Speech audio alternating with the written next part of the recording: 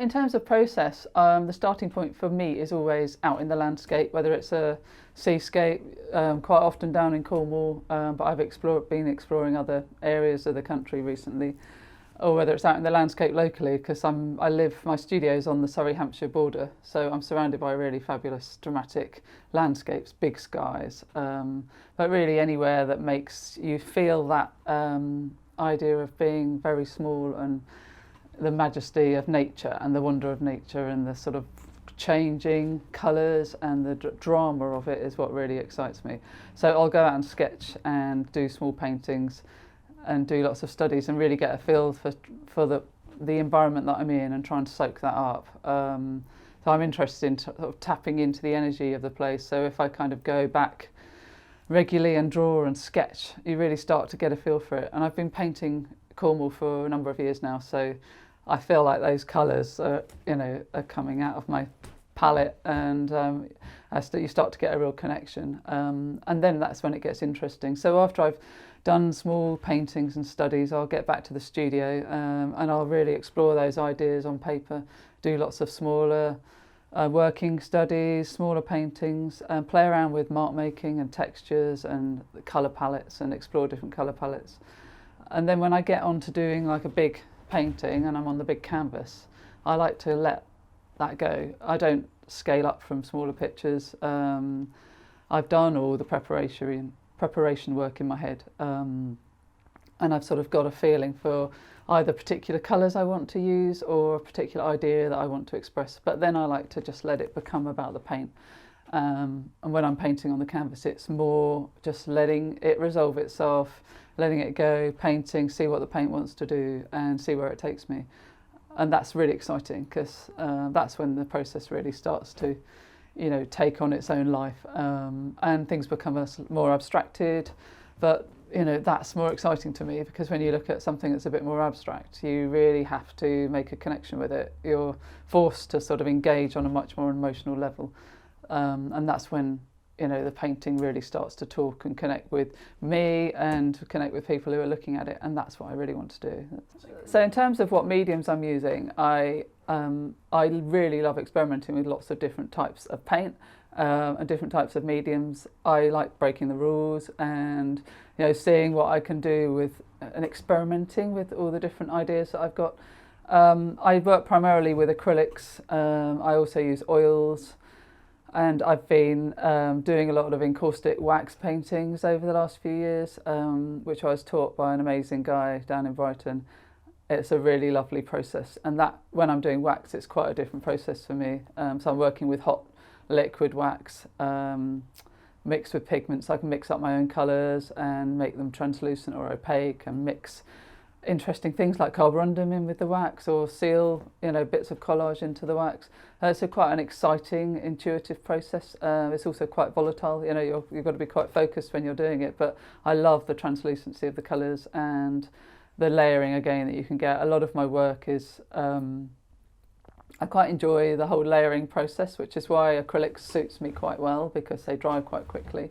And again, I can mix things like marble dust in with the acrylics, or pumice, or various sort of gels and pastes that you can get to mix in to get interesting effects. And I'm quite interested in working with different viscosities of paint so that you've got lovely fluid translucent colours over the top of thick texture that's really gritty and granular, and it's anything really to express the landscape. When I'm out painting in Cornwall, I'll be painting on the beach and there'll be people walking their dogs, the tide's coming in and out, the people are making marks on the sand, the boats are going out from the little fishing ports and making tracks in the water. So it's all those marks and on the landscape that we're making on the landscape, that nature is changing as well, that the weather is coming in, and all the marks on the rocks. It's just interesting to see how that layering takes place, and it builds, and the landscape changes all the time. So with my painting, I'm very much interested in building up layers, making marks, covering them up, scraping back, seeing what's revealed underneath. I like to work with pastels and drawing, because sketchbooks quite important to me. I like the freedom of a sketchbook, that you can really let go with it and see what happens, and there's no preciousness with a sketchbook.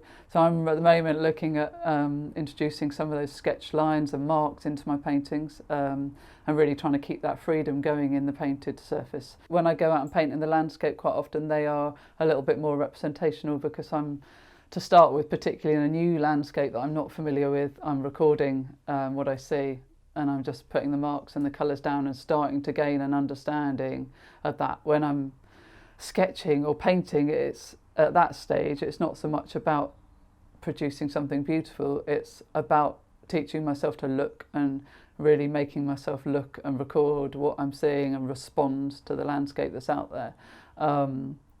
So they start off a little bit more realistic, and then I like to push it and develop it so it really stretches it and takes it to a different level.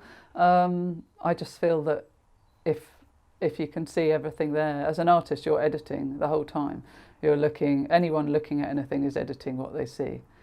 And so I'm putting my own impression onto what I'm looking at. And it's just taking that further and further to see how simple can you go. Sometimes when you take everything out and there's less there, it has more of an impact, and it actually has more interest. I love the way that you can stand back from a painting and it gives you a certain impression, but then when you go up close it becomes incredibly abstract, and you start to see all the textures in the surface and the marks that have been made, and it's telling a story. It's got, the story of the artist who put that mark onto the canvas and decided to make that statement, make that line. It's a very kind of emotional, responsive process, and it's it's lovely when people come in and they react to that and they get it and they kind of see what's going on. But different people have different responses to an abstract, so that's quite exciting too, because some people will see certain things in. I love the way your brain starts to engage, and you start to think, your brain will start to think, what is it, what is it making me feel? How am I responding? Where is this going to take me? And that's when it all starts. Suddenly the painting gets a bit more interesting than just being something decorative that's on the wall.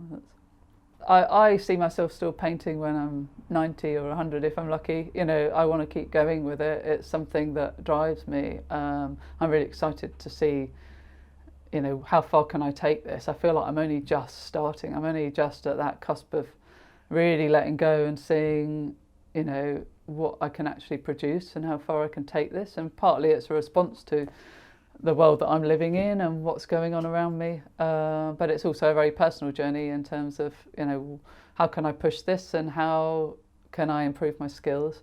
I'd like to keep developing my painting skills and really work on a large scale, and I'm always excited about doing things like working with different surfaces and even taking it into ceramics or different areas. But who knows, it's if I'm blessed with enough time, then I'd like to explore some different landscapes initially, and perhaps look at doing more dramatic landscapes in different places.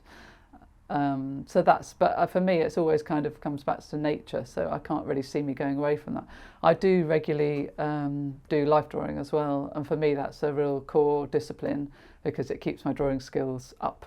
And even though I might be working quite an abstract way, I think if you haven't got those drawing and observation skills underneath, then it becomes very shallow. So it's important to me to keep going with that.